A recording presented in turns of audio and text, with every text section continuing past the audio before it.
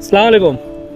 आज आपण आलेलो आहोत हर्नेला आणि हे हर्ने बायपास रोडवरती सेवा चॅरिटेबल ट्रस्टच्या वतीने जो एक कार्यक्रम आयोजित केलेला आहे कोकणची खाद्य जत्रा म्हणून, म्हणजे जसा जो फूड फेस्टिवल वगैरे असतं तसा एक कार्यक्रम आयोजित केलेला आहे. सना काझी आणि आपल्या सारिका विजय पवार हे अध्यक्ष आहेत त्या सेवा चॅरिटेबल ट्रस्टच्या आणि या उपाध्यक्ष आहेत. यांनी हा कार्यक्रम आयोजित केलेला आहे. त्याच्याबद्दल तुम्हाला मॅडम मालूमात देतील. चला मॅडम. आपण नवीनच NGO स्थापन केलेली आहे सेवा चॅरिटेबल ट्रस्ट आणि त्याच्यामध्ये पहिलाच कार्यक्रम घेत आहोत महिला सक्षमीकरण. आणि याच्यामध्ये आपण हर्णेमध्ये एक कार्यक्रम आयोजित केलेला आहे कोकणची खाद्य जत्रा.